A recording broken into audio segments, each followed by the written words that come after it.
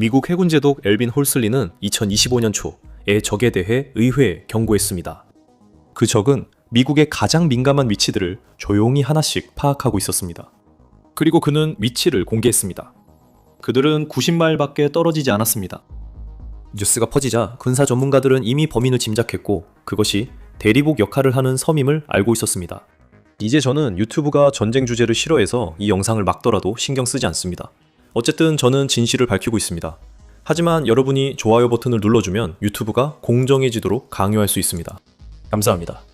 몇 년 전 한 보고서에서 과거 핵 보유국이었던 쿠바에 전자 도청 시설이 계획되어 있다고 주장했습니다. 하지만 그 시설은 보도에 따르면 수십억 달러 가치가 아니어서 문제가 됐습니다. 쿠바는 수십억 달러 장비를 살 형편이 아니었습니다. 쿠바의 경제는 이미 중환자실에 있습니다. 식량, 연료, 의약품조차 사치품이 되어버렸습니다. 이런 경제 상황에서 수십억 달러짜리 장비를 산다고요? 믿기 어렵습니다. 하지만 더 깊이 알아보니 미국의 쿠바 조치가 이해됐습니다. 제가 쿠바를 과거 핵 보유국이라 부른 건 그 공산주의 형제애 때문입니다. 쿠바 내 중국 정보활동 소문은 1990년대부터 떠돌았지만 오랫동안 아무도 심각하게 여기지 않았습니다. 2023년 6월 한 보고서가 이 사실을 폭로한 뒤 상황이 달라졌습니다. 월스트리트 저널은 중국과 쿠바가 비밀리에 베이징이 쿠바 섬에 전자도청 시설을 건설하도록 허락하는 데 합의했다는 내용을 보도했습니다. 이 거래는 절실히 자금이 필요했던 아바나 정부에 수십억 달러의 가치가 있었던 것으로 전해졌습니다. 이 시설의 명확한 목적은 미국 남동부 전역의 통신을 감시하는 것이었습니다. 양국 정부 모두 처음에는 이 보도에 대해 반박했습니다. 하지만 며칠 만에 미국 당국자들은 중국이 최소 2019년부터 쿠바에서 정보시설을 실제로 운영하고 업그레이드해 왔다는 사실을 조용히 인정했습니다. 이 업그레이드는 고립된 사례가 아니었습니다. 이것은 훨씬 더 큰 규모의 글로벌 계획의 일부로 미국의 신호를 매우 구체적으로 겨냥한 전 세계 도청망을 구축하려는 움직임이었습니다. 2024년과 2025년에 CSIS 연구원들은 상업용 위성 이미지를 사용해 쿠바 내 4곳의 특정 장소를 확인했습니다. 이 장소들에서 그들이 발견한 것은 결코 미묘하지 않았습니다. 대형 안테나 단지, 레이돔, 그리고 최근 몇 년간 명백히 확장되고 업그레이드된 우주 추적 장비들이 있었습니다. 그들은 자신들이 거의 확실하게 중국이 지원하는 정보 작전을 보고 있다는 것을 알고 있었습니다. 그 위치들은 화해, 칼라파자르, 엘살랄, 그리고 가장 우려스러운 곳인 베이루차에 있었습니다. 이 장소에는 다른 곳들보다 더 중요한 무언가가 있었습니다. 이곳은 냉전 시절 소련의 유명한 로데스 신호정보기지에서 10마일도 안 되는 거리에 있습니다. 2025년 4월 위성사진에 그곳에 대형 구조물이 건설 중인 모습이 포착됐습니다. 완벽한 원형으로 배열된 원형 안테나 배열이 약 175m에 걸쳐 펼쳐져 있습니다. 이 안테나 시스템 하나의 크기만 해도 축구장 1개 반에 달합니다. 또한 이 무기는 미사일이나 로켓, 심지어 총알 한 발도 발사하지 않는 종류입니다. 또한 핵무기와 무관하지만 전쟁의 승패를 좌우할 힘이 있습니다. 이 배열은 고주파 방향 탐지라는 특정 목적을 위해 특별히 제작됐습니다. 이 기술로 운영자는 최대 8,000헬이 떨어진 무선 신호의 정확한 출처를 찾을 수 있습니다. 쿠바에서라면 그 범위는 미국 본토 전체와 대서양의 넓은 지역, 그리고 태평양 깊숙한 곳까지 포함합니다. 이 기술을 이용해 중국은 미국 해군의 훈련을 감시하고 카리브해를 통과하는 군함과 상선을 추적하며 미국 미사일 시험에서 나오는 레이더와 원격 측정 데이터를 수집할 수 있습니다. 그리고 가장 우려되는 점은 미국 잠수함이 보내는 짧은 통신 신호까지 탐지할 수 있다는 것입니다. 잠수함은 완전히 조용하고 보이지 않게 움직여야 생존할 수 있기 때문에 만약 중국이 쿠바에서 미국 잠수함의 신호를 포착할 수 있다면 이는 잠재적인 모든 충돌의 계산법을 완전히 바꿔놓게 됩니다. 반면 화해기지는 매우 특정한 목적을 위해 설계되었습니다. 분석가들은 이곳을 지구 어디서도 얻을 수 없는 방대한 정보를 쏟아내는 소방 호스에 비유했습니다. 이곳은 위성통신, 군사신호, 국가안보 데이터, 플로리다 케이프 커네버럴에서 이루어지는 우주 발사의 텔레메트리 정보 포착에 특히 집중하는 것으로 보입니다. 일부 기지는 쿠바 동부에도 있습니다. 이로써 그들은 관타나모 미 해군기지와 매우 가까워져 중국이 미국의 민감한 군사시설을 직접 볼 수 있게 됩니다. 하지만 이게 정말 쉬운 일일까요? 통신 내용이 암호화되어 있어도 패턴만으로도 큰 가치가 있습니다.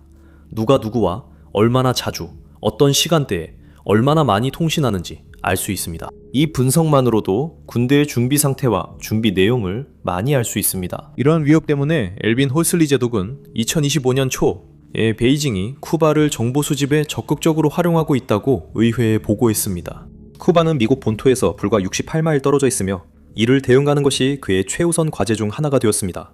수십 년 전에도 쿠바에 핵무기가 있다는 사실은 미국의 가장 큰 우선순위가 되었습니다. 적의 핵무기가 미국에서 불과 93마일 떨어진 순간이었습니다. 1962년 미국 동부 대부분을 몇 분 만에 타격할 수 있는 핵무기들이 쿠바에 들어왔습니다. 미국 정찰기가 플로리다에서 93마일 떨어진 건설 중인 발사장을 촬영했을 때 그들은 존재하지 않길 바랐던 것을 발견했습니다. 이 사건은 세계를 그 어느 때보다 핵전쟁에 가까이 이끈 13일간의 사태를 촉발시켰습니다. 보복으로 케네디는 쿠바에 대한 해상 봉쇄를 명령했습니다. 마지막 순간에 미사일은 철수되었습니다. 여기서 철수되었다는 미사일이 원래 위치로 돌아간 것을 의미합니다. 쿠바는 처음부터 자체 핵무기가 없었습니다. 이 핵무기들은 쿠바를 냉전 최전선으로 만든 초강대국 소련으로 반환됐습니다. 쿠바는 플로리다 해안에서 약 100마일 떨어져 있습니다. 쿠바는 멕시코만과 대서양을 연결하는 해상로 바로 옆에 위치해 있으며 파나마 운하 입구와도 매우 가깝습니다. 그 위치는 결코 사소하지 않습니다. 쿠바에서 활동하는 외국 세력은 미국의 군사이동, 우주활동, 상업 선박 교통을 동시에 거의 완벽하게 감시할 수 있는 유리한 위치를 얻게 됩니다. 냉전 시절 소련도 이 사실을 알아내어 쿠바를 바로 그 목적을 위해 사용했습니다. 소련은 미국 감시를 위해 신호정보 작전을 배치했고 비밀리에 쿠바로 핵미사일을 반입했습니다. 다행히 그 위기는 곧 끝났습니다. 하지만 미국은 그 사건에서 얻은 교훈을 잊지 않았습니다. 1962년 사건은 쿠바가 거의 즉시 미국 본토를 위협할 수 있음을 보여줬습니다. 미국 안보교리에 깊이 각인되어 지금도 유지되고 있습니다. 오늘날 중국도 같은 논리로 현대에 맞게 적용하고 있습니다. 눈에 띄는 미사일 기지 대신 위성 안테나와 디지털 인프라를 보유하고 있습니다. 덜 눈에 띄지만 훨씬 강력할 수 있습니다. 공산주의 강대국과 쿠바 관계의 중심에는 죽지 않는 남자가 있었습니다.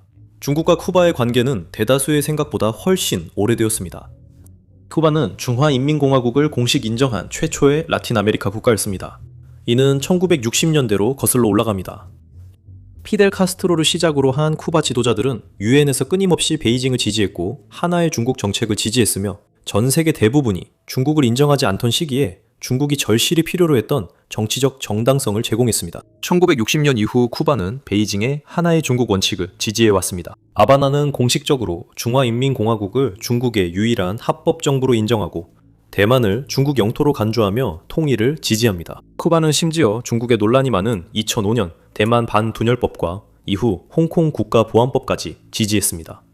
그리고 제가 언급한 그 죽지 않는 남자 말인데요. 그는 암살 시도에서 살아남는 것이 올림픽이라면 금메달을 딸 거라고 말한 적이 있습니다. 그리고 그는 틀리지 않았습니다. CIA가 그를 암살하려고 시도한 횟수는 무려 638번에 달하는 것으로 추정되지만 단 한 번도 성공하지 못했습니다. 그는 2016년에 90세의 나이로 자연사했습니다. 피델 이후 쿠바 외무장관들은 대만, 홍콩, 신장 문제에 대한 외국의 간섭을 반복적으로 공개적으로 비난해왔습니다. 무조건적 우정 덕분에 중국은 쿠바의 적이 침입하거나 쿠바에서 무언가를 빼앗는 것을 막으려 합니다. 중국은 전 세계 전기차 생산 능력의 약 70%와 LFP 배터리 생산량의 80% 이상을 통제하고 있습니다. 이것이 더 저렴한 전기차에 사용되는 배터리 종류입니다. 중국 배터리 제조업체들은 2025년에서 2026년 사이 전 세계 배터리 제조 투자액의 71%를 주도할 것으로 예상되며 총액은 약 1,300억 달러에 달할 것으로 보입니다. 이는 같은 기간 동안 미국이 투자하는 금액의 거의 7배에 달합니다. 하지만 이러한 대규모 생산은 모두 원자재와 니켈, 특히 NMC와 NCA 화학 배터리처럼 장거리 프리미엄 배터리에 사용되는 고순도 니켈에 안정적이고 꾸준한 공급에 전적으로 달려 있습니다. 이 고순도 니켈을 확보하는 것은 엄청나게 어렵습니다. 중국의 니켈 전략은 인도네시아에 집중됩니다. 현재 인도네시아는 전 세계 니켈 생산량의 약 60%를 차지하고 있으며 그 대부분이 중국 자본이 지원하는 사업을 통해 이루어지고 있습니다. 하지만 모든 것을 한 바구니에 담는 것은 위험합니다. 서방의 제재나 지정학적 압력으로 공급망이 단번에 붕괴될 수 있기 때문입니다. 그래서 그들은 훌륭한 대안을 찾았습니다. 쿠바는 세계에서 5번째로 많은 니켈 매장량을 보유하고 있습니다. 전 세계에 알려진 니켈 매장량의 약 6%가 바로 그 섬에 있습니다. 그리고 니켈과 함께 코발트도 나오는데 코발트는 이 세계에서 가장 치열하게 경쟁하는 자원 중 하나가 되었습니다. 이 두 금속은 더 이상 단순한 산업 원자재가 아닙니다. 이 금속들은 전기차로 움직이는 배터리의 핵심 재료입니다. 그리고 이 금속의 공급을 통제하는 자가 사실상 전기차 산업의 미래를 쥐고 있는 셈입니다. 쿠바는 세계에서 5번째로 큰 매장량을 가지고 있지만 실제 생산량으로는 9번째 니켈 생산국에 불과합니다. 쿠바는 전 세계 생산량의 약 1%만을 차지합니다. 매장량은 엄청나지만 이를 실제로 채굴해낼 인프라는 수년째 제대로 돌아가지 못하고 있습니다. 그리고 쿠바가 지하에 보유한 것과 실제로 채굴할 수 있는 것 사이의 그 격차가 바로 중국이 기회를 보는 지점입니다. 이 분야는 한때 서방이 지배했던 쿠바의 산업이기도 합니다. 수년간 쿠바 니켈 산업을 주도한 것은 캐나다의 쉐릿 인터내셔널이었으며 모아에서 대규모 합작 투자를 운영했습니다. 광석은 쿠바에서 채굴 가공 후 최종 정제를 위해 캐나다 포트 서스케청원으로 선적되었고 여기서 1등급 니켈이 생산되었습니다. 그 제품은 전기차 배터리, 스테인리스강, 그리고 고성능 합금에 적합한 고순도 등급입니다. 그곳에서 전 세계 공급망을 거쳐 점점 더 아시아권, 특히 중국의 배터리 제조업체로 흘러갑니다. 하지만 2026년 초 쉐릿은 큰 공경에 처했습니다. 쿠바의 붕괴하는 경제, 만성적인 연료 부족, 그리고 재정적 의무를 이행하지 못하는 상황 때문에 운영이 거의 불가능해졌습니다. 쿠바는 쉐릿에게 1억 1,700만 달러 이상의 동결된 대금을 갚지 못해 쉐릿이 점차 철수했습니다. 그리고 서방 측 이해관계자들이 빠져나가자 중국 국영기업들이 바로 들어왔습니다. 2026년 4월까지 중국산 침전조와 침출 장비가 이미 코만단테 에르네스토 체게바라 가공공장에 설치되고 있었습니다. 쿠바 두경 언론은 이를 기술 현대화라고 불렀습니다. 실제로 이는 베이징이 쿠바 니켈 산업 붕괴를 막기 위해 장비, 전문 지식, 자본을 제공하는 구조적 변화임을 의미합니다. 그리고 그 대가로 자국 제조업체를 위한 안정적인 공급을 확보하는 것입니다. 2024년 중국은 이미 약 5,300만 달러 상당의 쿠바 니켈 수출의 최대 목적지였습니다. 그리고 그 수치는 앞으로 더 늘어날 전망입니다. 쿠바는 많은 미개발 매장량과 정제 인프라를 갖추고 있습니다. 이로써 중국은 두 번째 거점을 얻게 됩니다. 업계 전망에 따르면 2030년까지 전체 신규 니켈 수요의 절반 이상이 배터리 생산에서 나올 것으로 예상되며 연간 150만 미터톤이 필요할 수도 있습니다. 같은 기간 동안 니켈 채굴 및 정제에 대한 전 세계 투자가 600억 달러를 초과할 수 있습니다. 중국은 그 수요 곡선에 유리한 위치에 서고 싶어 합니다. 그리고 쿠바는 그 퍼즐의 핵심입니다. 그러나 이 모든 것은 우연이 아닙니다. 중국의 2025년 라틴 아메리카 정책 백서는 광물 자원 확보와 글로벌 공급망 통제에 중점을 둔 권력 전략을 명확히 제시합니다. 또한 프로젝트 141이라고 불리는 더 넓은 틀이 있습니다. 이 프로젝트는 중국의 경제적 확장을 군사적, 물류적 영향력과 전 세계적으로 통합하려는 것입니다. 쿠바는 이 두 가지 모두에 해당합니다. 베이징은 쿠바 니켈 채굴에 깊숙이 관여함으로써 자국의 전기차 산업 전략 전체를 서방의 압력으로부터 보호하고 있습니다. 또한 공급망의 중복성을 구축해 본국의 공장들이 계속 가동될 수 있도록 하고 있습니다. 쿠바는 이 지역에서 미국 금수 조치가 지속된 유일한 나라로 비서방 국가들과 협력할 수밖에 없습니다. 이로 인해 중국이 개입하게 되었습니다. 그들은 쿠바에 금지된 시스템을 도입했습니다. 이 시스템은 쿠바인들에게 그들이 간절히 원하던 자유와 접근성을 제공했습니다. 하지만 그 대가로 몰래 그들의 자유를 빼앗아갔습니다. 2025년 6월 대학생들이 쿠바 전역에서 파업을 벌였습니다. 분노의 원인은 이텍사가 모바일 데이터 요금을 대폭 인상한 것이었습니다. 분석가들은 달러를 가진 소수만 감당할 수 있다고 지적했습니다. 일반 시민들은 가격 때문에 이용하지 못했고 정부는 시위를 빠르게 진압할 줄 알았습니다. 정부는 중국산 네트워크를 활용해 시위 지역의 모바일 인터넷을 차단했습니다. 이 전술은 2021년과 2026년 3월 시위에도 반복 사용됐습니다. 일부 MSI2 분석가들은 이번 가격 인상이 이텍사에 대한 중국의 더 깊은 개입에 발판이 될 수 있다고도 제안했습니다. 더 큰 계획은 공급업체가 쿠바 통신 시스템의 공동 소유주가 되는 것이지만 이는 시작에 불과했습니다. 중국은 쿠바인들이 진실을 절대 알지 못하도록 완벽한 함정을 만들었습니다. 미국의 금수 조치 때문에 쿠바는 서방 통신회사에 접근할 수 없었습니다. 에릭슨도 없고 노키아도 없으며 서방에서 온 것은 아무것도 없습니다. 10년 넘게 쿠바 국영통신 독점 기업 에텍사, 이르나 디지털 인프라 구축을 거의 전적으로 중국 공급업체에 의존했습니다. 그 빈자리는 화웨이, ZTE, TP-링크에 채웠고 2025년에는 침투 규모가 위험 수준에 달했습니다. 화웨이와 ZTE의 서버는 에텍사의 주요 네트워크 노드에 위치해 트래픽을 처리하고 사용자 메타데이터를 저장합니다. 화웨이의 광섬유 장비는 섬 전체의 브로드밴드 네트워크를 통해 운용되고 있습니다. ZTE의 이동통신 기지국은 아바나, 산티아고, 산타클라라, 그리고 민감한 군사구역 전역에 배치되었습니다. 화웨이의 첨단 방화벽은 쿠바 전체 인터넷에 100번에 내장되어 있습니다. 쿠바를 베네수엘라와 더 넓은 지역에 연결하는 주요 해적 케이블인 알바원 역시 중국 장비로 구축되었습니다. 수년간 중국은 쿠바 통신 기반을 조용히 구축해왔으며 특히 베이징이 쿠바 정권을 통제할 힘을 얻게 된 점이 우려됩니다. 화웨이의 이 사이트 소프트웨어는 표준 네트워크 관리 도구로 홍보되고 있습니다. 하지만 스웨덴의 단체 쿼리움과 오픈 네트워크 간섭 관측소 Observatory of Network Interference는 뭔가 수상한 점을 발견했습니다. 이 소프트웨어는 쿠바에서 검색 필터링과 콘텐츠 차단에 적극 사용되고 있으며 이택사가 국민을 감시할 수 있게 합니다. 이 소프트웨어는 사람들이 온라인에서 무엇을 하고 있는지 정확히 파악하고 정부가 필요하다고 판단하는 특정 지역에서 통신을 차단합니다. 이것은 중국 만리 방화벽의 쿠바 버전으로 동일한 회사들이 구축했습니다. 중국 브랜드가 이 시장을 장악 중입니다. 일반 쿠바인들이 매일 사용하는 소비자용 와이파이 라우터와 휴대폰, 즉 섬으로 들어오는 케이블부터 평범한 사람의 손에 쥐어진 휴대폰까지 모든 인프라가 중국산입니다. 이 확장으로 쿠바 인구 약 70%가 인터넷에 접속하게 됐고 수십 개 나라가 중국 브랜드의 실체를 알고 과감한 조치를 취했습니다. 미국 연방통신위원회는 2020년에 화웨이와 ZTE를 국가안보 위협으로 지정했습니다. 핵심 우려는 중국 법에 따라 이들 기업이 베이징 정부의 정보 활동을 법적으로 지원하도록 강요받을 수 있다는 점이었습니다. 두 회사 모두 이를 부인하고 있습니다. 하지만 규제 저항이 전혀 없는 쿠바에서는 그 우려가 훨씬 더 큰 의미를 가집니다. 분석가들은 이러한 서버가 쿠바 시민들뿐만 아니라 지역 정부 지도자들과 섬의 네트워크를 통과하는 민감한 통신을 대상으로 사이버 스파이 활동에 사용될 수 있다는 점에 대해서도 경고를 제기했습니다. 중국은 이 모든 것을 단순 정보 수집 그 이상으로 보고 있습니다. 쿠바의 감시 기술을 수출하는 것은 베이징이 쿠바 정부가 권력을 유지하는 데 필요한 모든 것을 적극적으로 제공하고 있다는 의미입니다.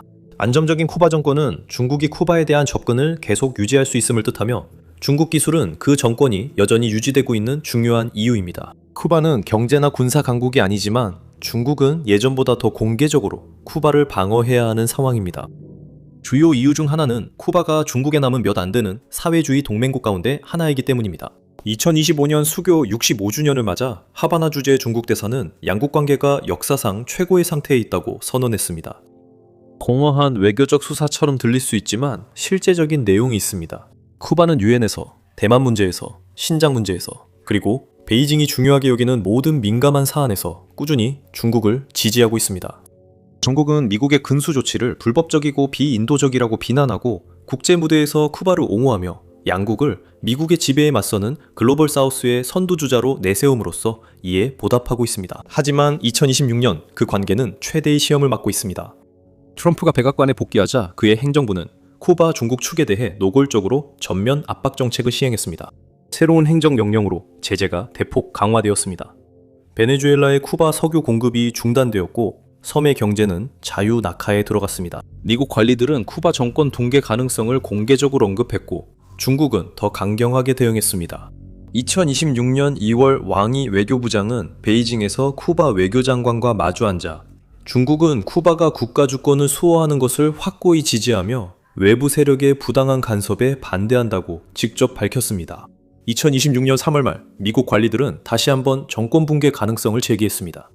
그래서 베이징 외교부 대변인 마오닝은 나와서 쿠바의 발전권을 빼앗으려는 어떤 시도도 거부하며 전폭적인 지지를 거듭 강조했습니다.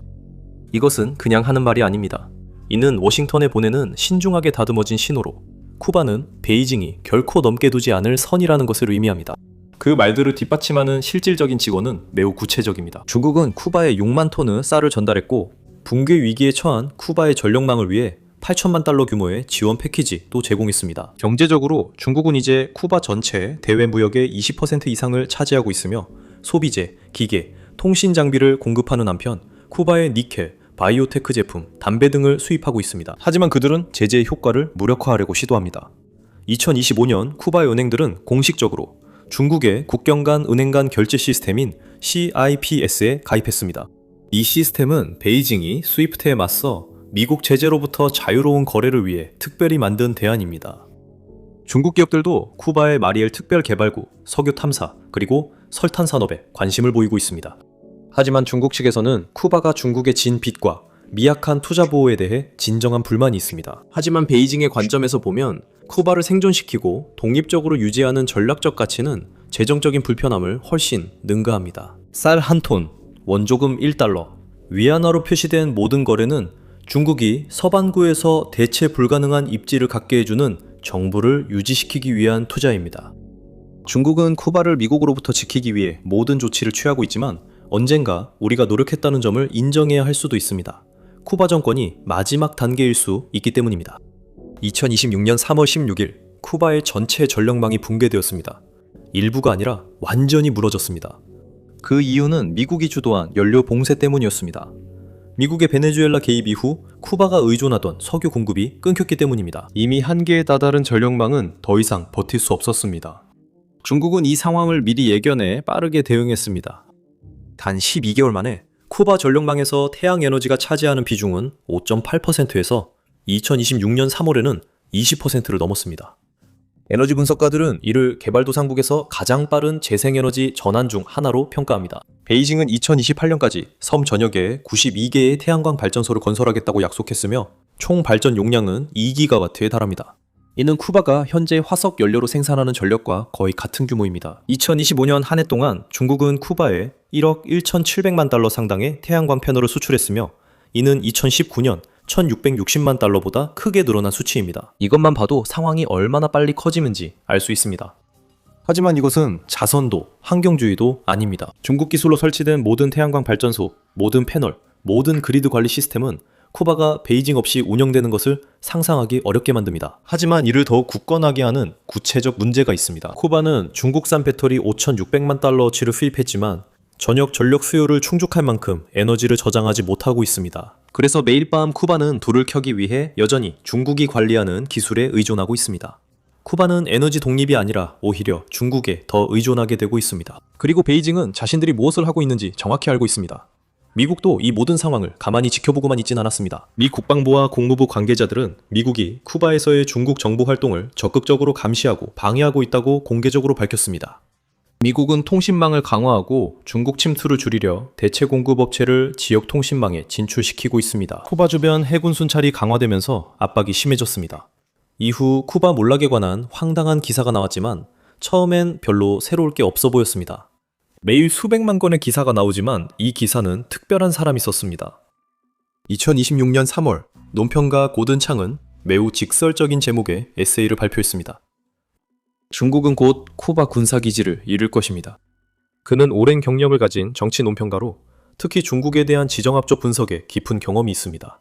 그의 핵심 주장은 매우 간단합니다. 쿠바의 경제 위기는 너무나도 참혹해져서 정권이 외부 파트너에 의존하는 것이 강점이 아니라 오히려 약점이 될 수 있습니다. 만약 미국이 쿠바의 해상 공급선을 실질적으로 위협하고 중국의 군사 및 정보시설을 유치하는 데 드는 비용을 충분히 높일 수 있다면 아바나는 결국 제재 완화와 압력 감소를 대가로 그 시설들을 포기할 의향이 있을지도 모릅니다. 창은 최소 2019년부터 쿠바에서 중국의 신호정보 활동이 있었다는 미국의 기밀 해제된 정보 보고서를 인용합니다. 그는 쿠바가 미국의 직접 위협이 아니라는 일부 서방 분석가들의 견해가 잘못됐으며 중국이 쿠바를 이용하면 상황이 완전히 달라진다고 주장합니다. 설득력 있는 주장입니다. 하지만 일부 분석가들은 더 신중합니다. 쿠바 지도부는 60년 넘는 미국 금수 조치, 애도 노선을 바꾸지 않고 살아남았습니다. 그리고 압력이 높아질 때 많은 사람들은 아바나가 미국의 조건에 따라 워싱턴에 문을 여는 위험을 감수하기보다는 중국과 러시아에 더 가까워질 가능성이 높다고 주장합니다. 중국이 쿠바에서 존재감을 잃는다는 생각에는 매우 실질적인 문제도 있습니다. 중국이 그곳에 지은 대부분은 전통 군사기지가 아니라 쉽게 폐쇄, 반환할 수 없습니다. 그것은 민간 인프라에 얽혀 있습니다. 통신망, 미성 추적기지, 광섬유 케이블, 항만 프로젝트 등은 일반 시민들이 매일 의존하는 시스템이 무너지지 않고서는 제거할 수 없는 것들입니다. 그렇기 때문에 어떤 철회도 깔끔하게 끝나는 것이 아니라 느리고 복잡한 과정이 됩니다. 일부 스파이 기지가 공식적으로 폐쇄돼도 쿠바 정보기관과 중국 정보기관의 데이터 공유 협정은 조용히 지속될 수 있습니다. 이렇게 하면 정보 가치는 유지되면서 중국의 흔적만 덜 드러납니다. 중국은 남중국해에서 미국의 감시를 받고 있습니다. 미국의 정찰기, 위성, 해군이 중국의 움직임을 주시하고 있습니다. 쿠바는 중국에게 맞대응할 수 있는 능력을 제공합니다. 즉, 좋아, 네가 우리를 여기서 감시한다면 우리는 바로 내 집 앞에서 너를 감시하고 있다고 말할 수 있게 되는 것입니다. 분석가들은 이를 상호 간첩 행위라 부르며 두 나라의 힘의 역학을 변화시킨다고 봅니다. 오늘날 약 180개국, 이 대만이 아닌 중화인민공화국과 외교 관계를 맺고 있는데 이는 엄청난 승리처럼 보입니다. 그러나 중화인민공화국을 중국 정부로 인정하는 것과 하나의 중국 원칙을 수용하는 것은 다릅니다. 수십 개국이 동일하게 행동합니다. 미국 등은 의도적으로 입장을 모호하게 합니다. 그들은 중국이 대만이 자국 영토라고 주장한다는 사실을 인정하지만 실제로 그 주장을 지지하지는 않습니다. 그들은 대만의 공식적인 지위를 미해결 상태로 두면서도 무기 판매와 타이페이와의 비공식적인 관계를 계속 유지합니다. 그래서 이 관계에 대한 압박은 그 어느 때보다 높아졌습니다. 중국은 자발적으로 물러서지 않고 있고 미국은 남쪽 해안 바로 근처에서 건설되고 있는 것에 대해 인내심이 바닥나고 있습니다. 이 상황이 어디서 끝날지는 정말로 불확실하지만 확실한 것은 양측 모두 무엇이 걸려 있는지 정확히 이해하고 있다는 점입니다.